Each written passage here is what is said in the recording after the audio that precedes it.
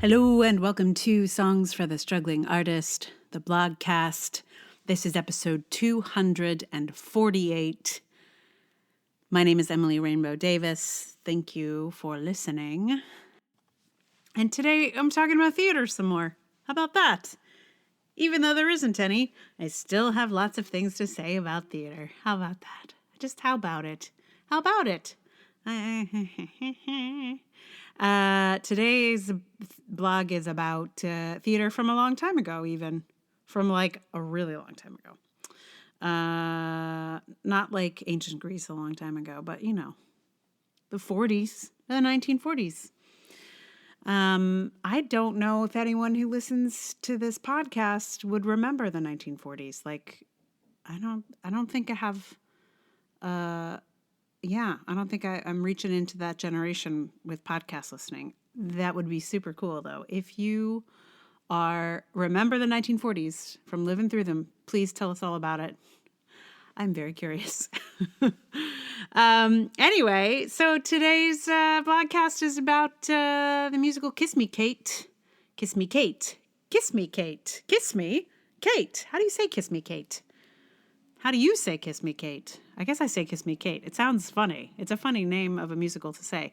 If you aren't familiar with Kiss Me, Kate, it is a musical based on Shakespeare's Taming of the Shrew. It was a big hit in the 40s. The music and lyrics are by Cole Porter. And there's going to be more that you're going to know about this musical very shortly. So why don't I go ahead and read it to you? It is called I'm Mad About Kiss Me, Kate.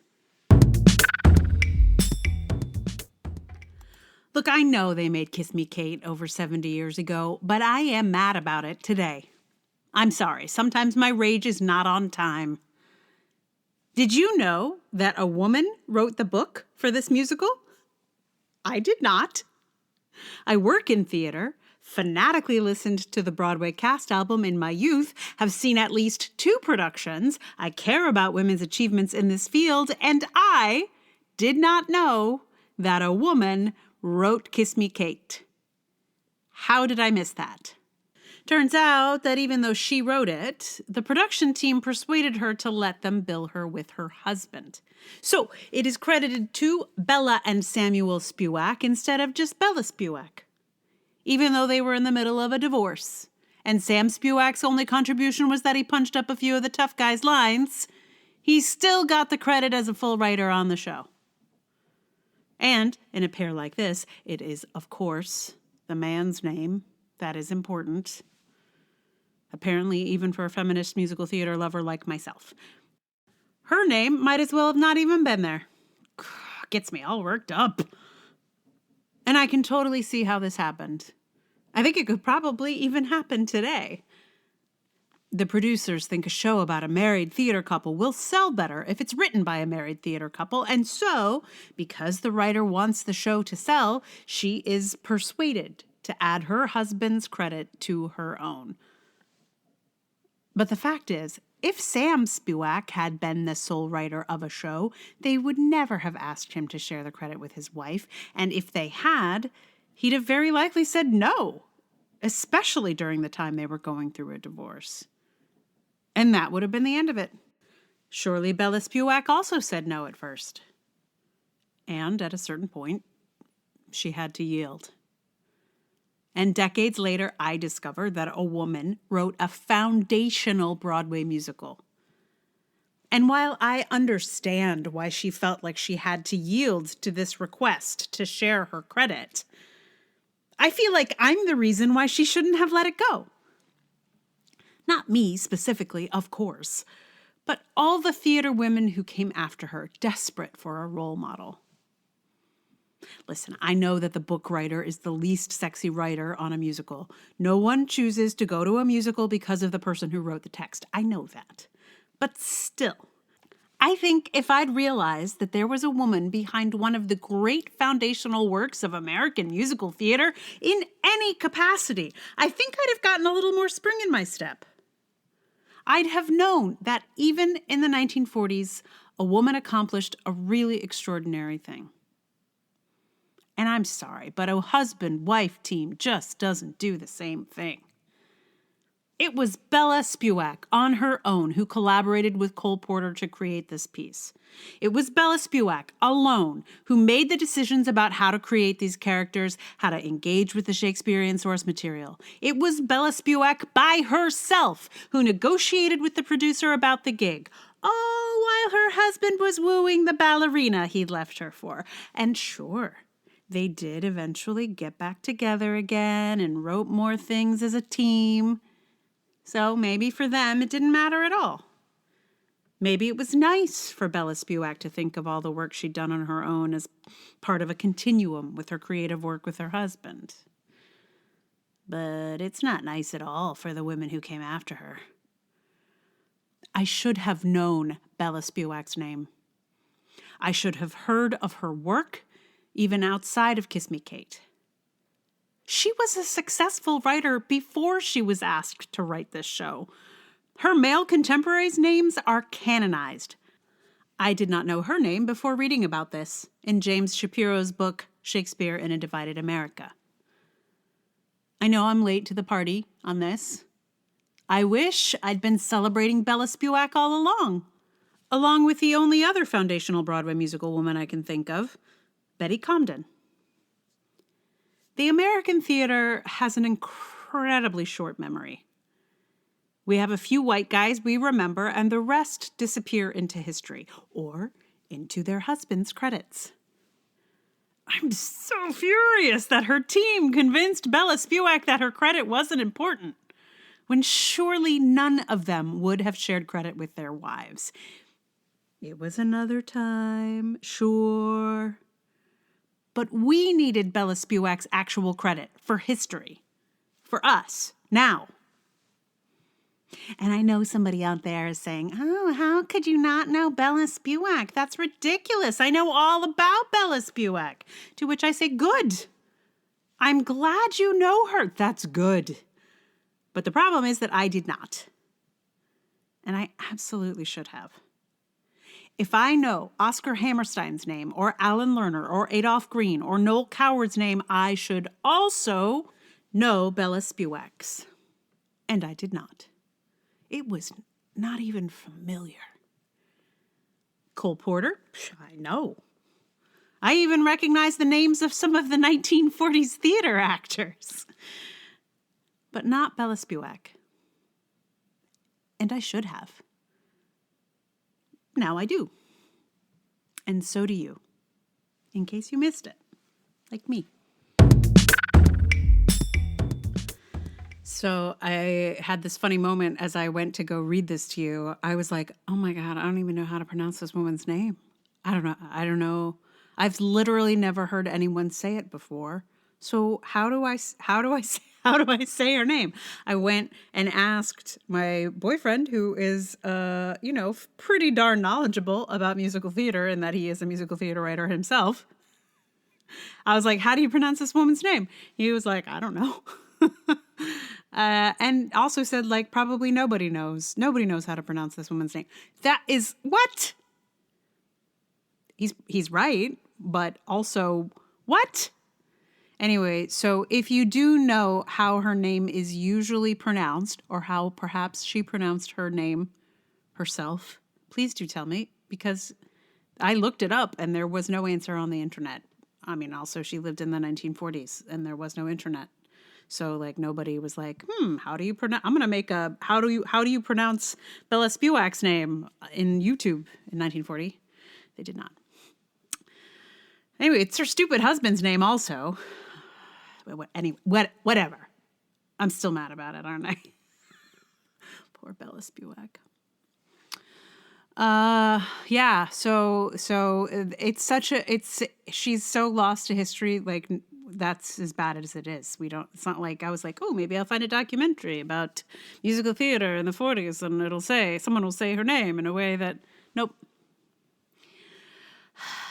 Sigh. So Kiss Me, Kate, right? It's a complicated show. I'm not saying it's the best show in the whole world. It plays pretty well. Like when I the last time I saw it, which was probably now 20 years ago, but I was impressed by it, even though it is not a feminist piece of work. It it it it it moves, and it wears its Shakespeare sense really lightly, and not very many pieces of Shakespeare inspired work can do that. And also, the last time I saw a production of Kiss Me Kate, it was the Broadway revival, which was like, I want to say it was maybe 2001, something like that. I just remember being really impressed at how the musical theater actors handled the Shakespeare parts, because there's some parts where they're acting and they're doing Shakespeare, and they do it really well. Like, they did it. I was like, you know what? I'm just going to watch musical theater people do Shakespeare from here on out, because like they had a clarity that that a lot of people who are even classically trained are not that good at. And they were just like incredibly clear, incredibly specific. Anyway, I was very impressed.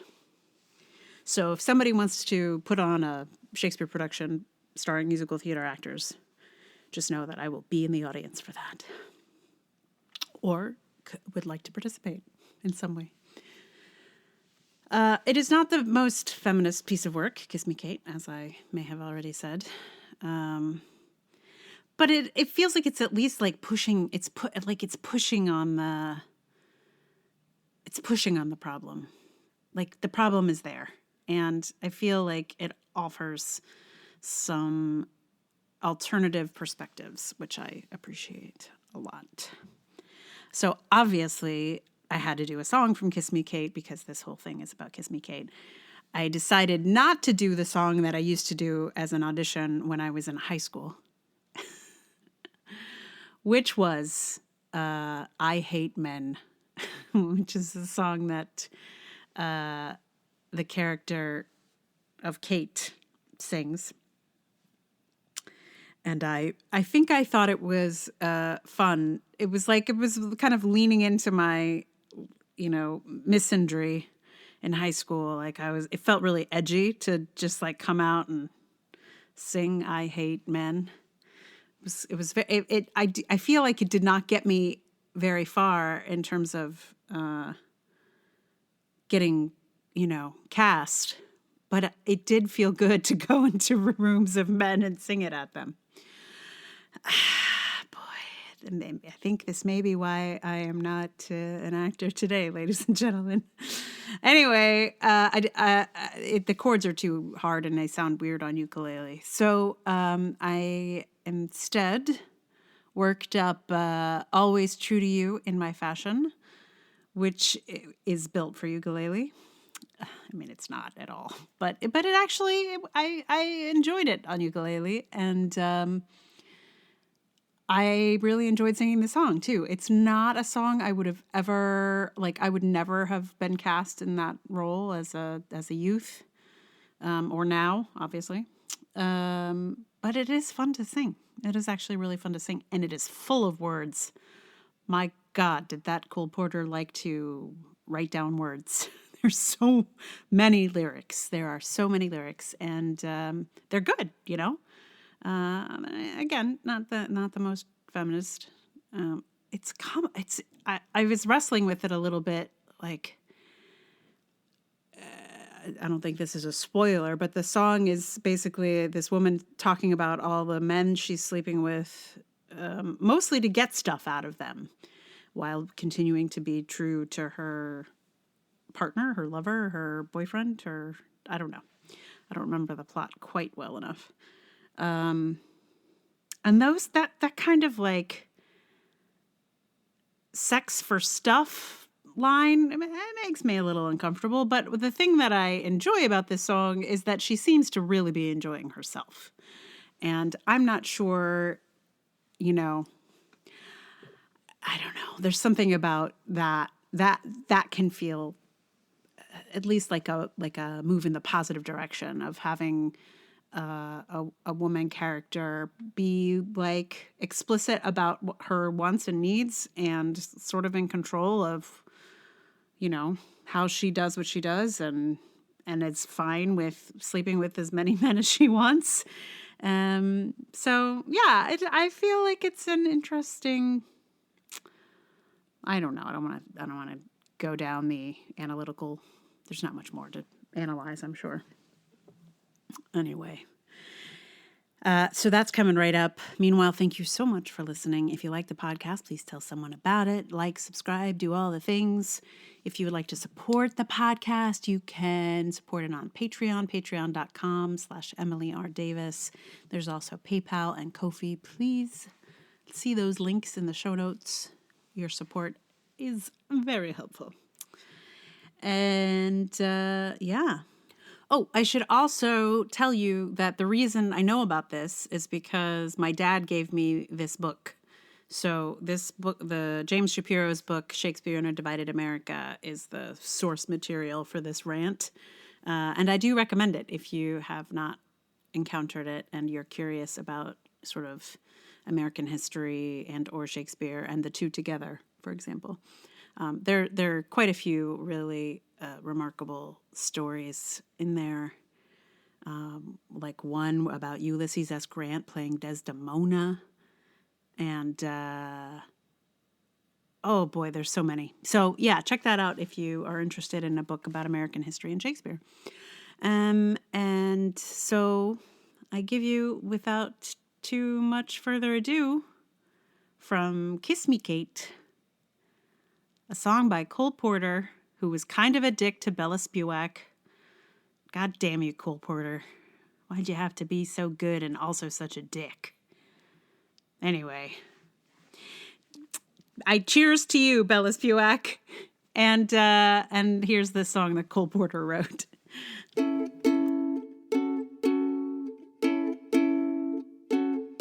If a custom-tailored vet asks me out for something wet, when the vet begins to pet, I cry hooray. But I'm always true to you, darling, in my fashion. Yes, I'm always true to you, darling, in my way. I enjoy a tender pass by the boss of Boston Pass, though his pass is middle class and I back a bay. But I'm always true to you, darling, in my fashion. Yes, I'm always true to you, darling, in my way. There's a madman known as Mac who is planning to attack. If his mad attack means a Cadillac, okay. But I'm always true to you, darling, in my fashion. Yes, I'm always true to you, darling, in my way. I've been asked to have a meal by a big tycoon in steel. If the meal includes a deal, except I may. But I'm always true to you, darling, in my fashion. Yes, I'm always true to you, darling, in my way.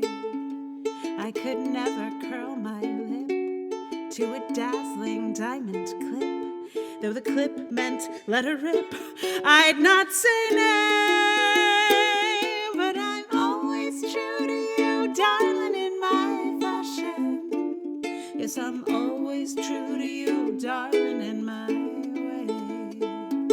There's an oil man known as Tex who is keen to give me checks. And his checks, I fear, mean that sex is here to stay.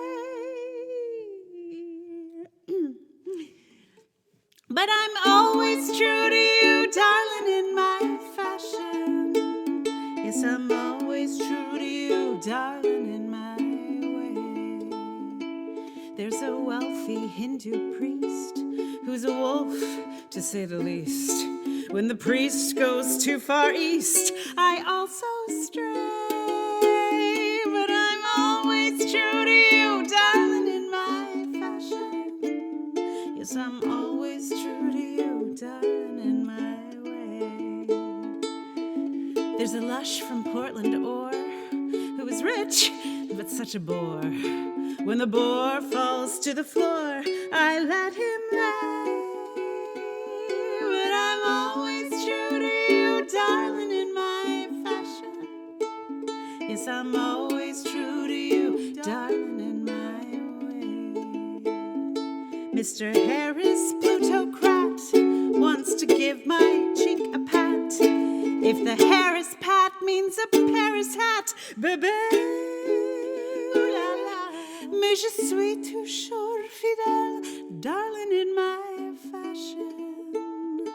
Oui, je suis toujours fidèle, darling, in my way. From Ohio, Mr. Thorne calls me up from night till morn. Mr. Thorne once cornered corn, and that ain't hay.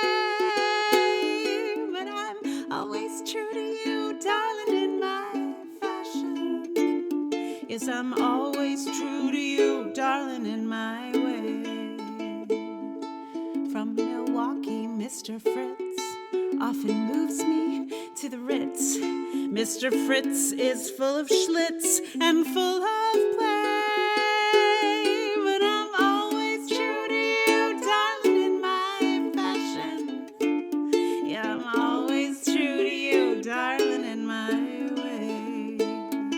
Mr. Gable, I mean Clark, wants me on his boat to park. If the Gable boat means a sable coat, anchors away.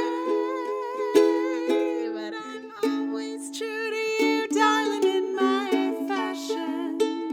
Yes, I'm always true to you, darling, in my way. But I'm always true to you, darling, in my fashion. Yes, I'm always true to you.